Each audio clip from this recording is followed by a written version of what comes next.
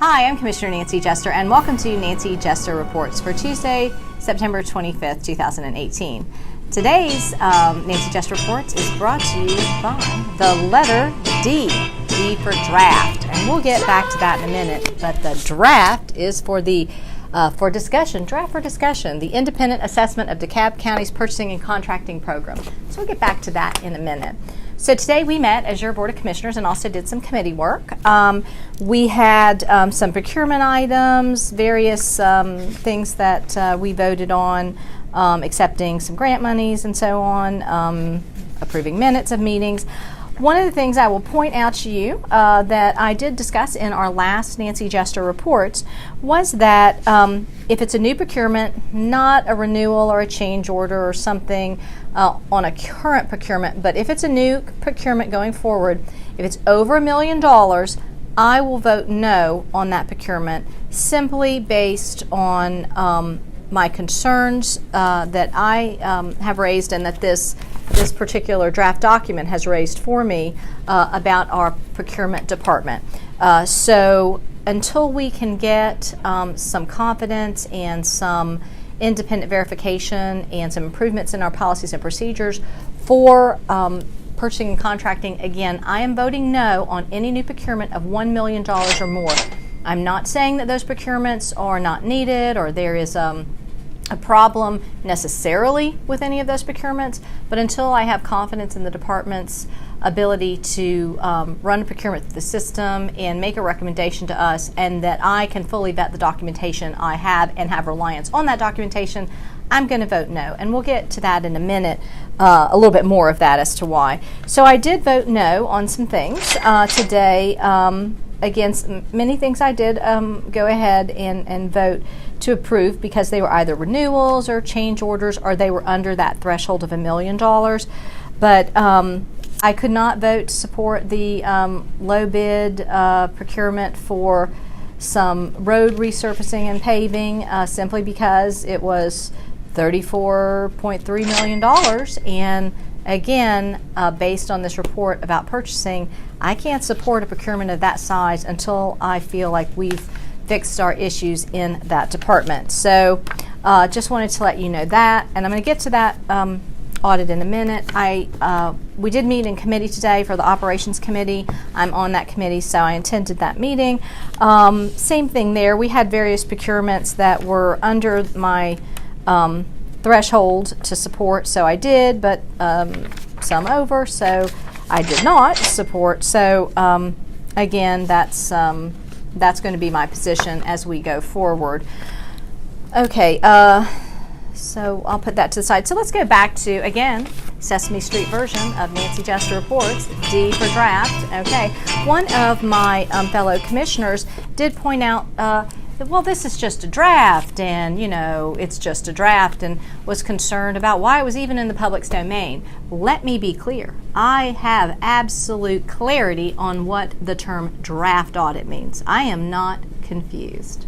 Additionally, I'm also not confused about the open records law. Just because it's a draft does not mean it is not your document. You, the public, have a right to see all our records, okay? Just because it's a draft doesn't mean you don't get to see it. There are only very limited documents that are not subject to open records when requested. So, of course, this document is in the public's purview. I believe we have links to it available through our website. We'll hopefully put that link up here as this video goes on, so you can read it for yourself. We have, and just so you know, we have the electronic version is the narrative of the audit and all the exhibits. I'm not sure if we have those all electronically. I don't think we do, but it also has many exhibits. So it's quite a lengthy audit with background information.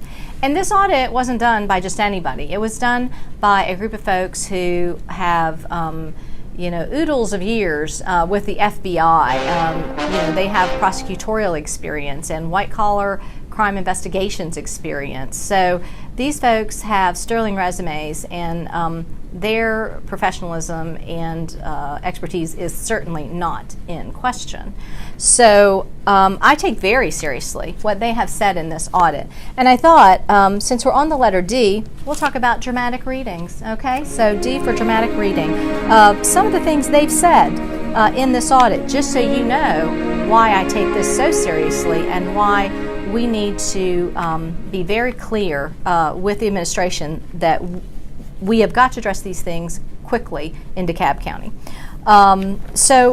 When they start the narrative, they talk about, and I'm just going to quote here, due to corruption's inherent collusive nature, hard controls alone can't be relied upon to defer corruption.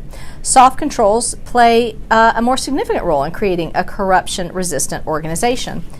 Quote, we found hard controls to be weak. DeKalb County is not in compliance with House Bill 598 passed May 12, 2015 because they failed to adopt a procurement policy ordinance.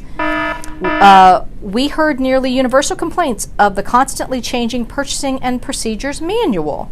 Those are all curious. Let's see here. A significant control failure is the failure to maintain documentation. The net effect is those charged with DeKalb County's governance cannot place any level of confidence in the control activities. I'll read that again because I'm part of the governance structure. The net effect is those charged with DeKalb County's governance can't place any level of confidence in the control activities. Well, if I don't have any confidence, then how can I vote on these procurements? So let's see, we will continue. One of the things they point out too is that we have a documentation system that you, the taxpayer, we've already paid over $2.4 million to implement this. It's an Oracle Advanced Procurement Suite, APS they refer to it. It's not fully implemented, and it is part of the reason why we don't have consistent, thorough, faithful documentation. So this needs to be addressed. Again, back to quoting our dramatic reading of the draft discussion.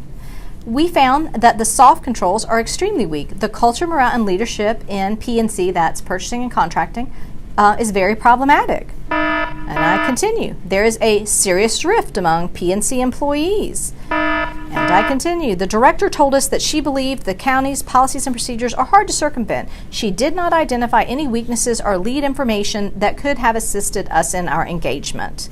And of course, our universal favorite line from this particular report, the free lunch is the gateway drug to corruption. And they go on to point out that in 2014, an executive order expressly permits merit-exempt employees, that's the senior officials, to receive meals and gifts from a vendor doing business with the county, while merit employees, that's generally the lower-level staff, are prohibited.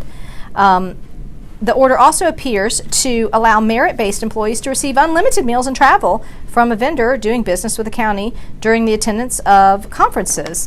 So, I mean, this is a problem. Also, in the past, our ethics officer had done an ethics study with North Georgia's BB&T Center for Ethical Leadership, and they pointed out, and I quote, DeKalb County ranked extremely low on many indicators of an ethical culture. Okay, these are all issues we have yet to see leadership address, and that leadership starts at the CEO's office because they are entirely responsible for the operational aspects of county government. The Board of Commissioners, we have our legislative role to play, but we are not operational leadership. That relies in the CEO's office because we don't have a county manager form of government where the Board of Commissioners can tell the county manager what they'd like to see. We have this strange form of government that allows a lot of this, a lot of that, and that's what we're seeing. So I continue.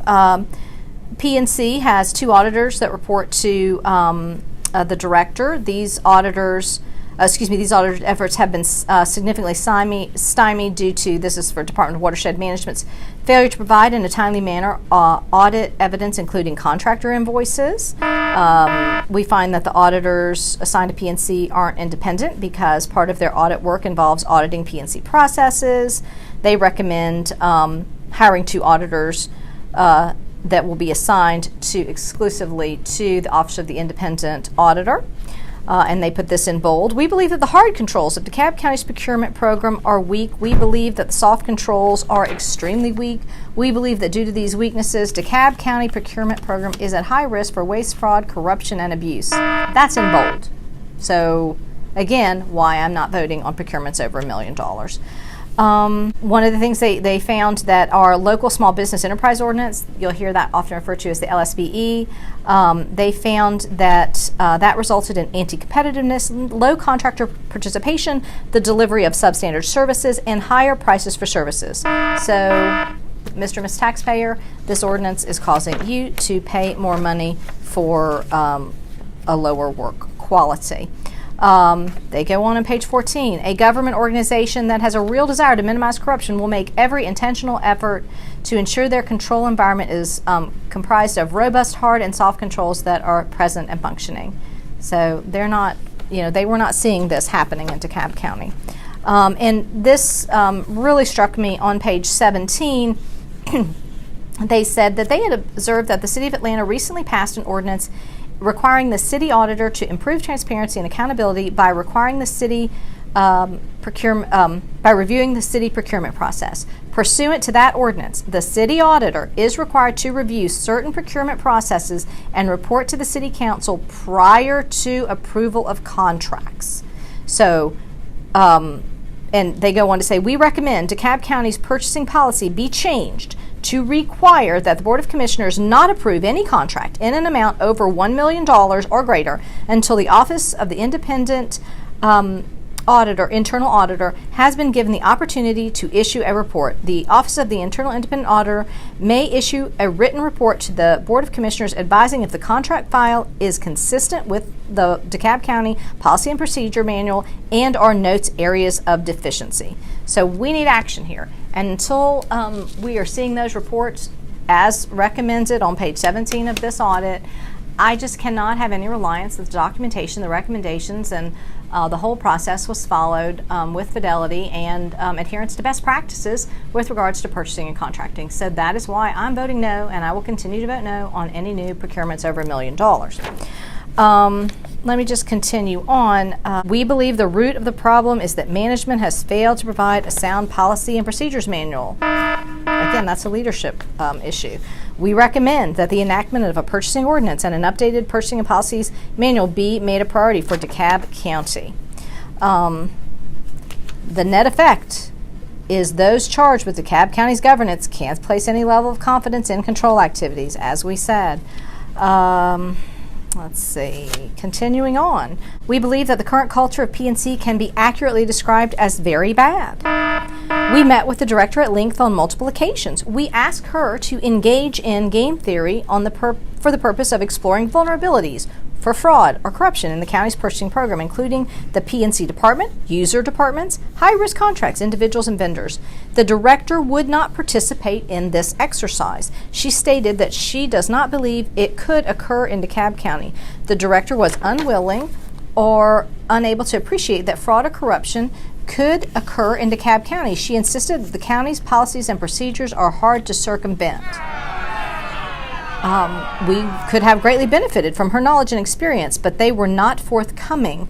The director did advise that neither she nor her staff had received training or awareness of fraud or corruption in the procurement process. Okay, so nothing is wrong here. Move along. Okay, people, move along. Nothing could go wrong here.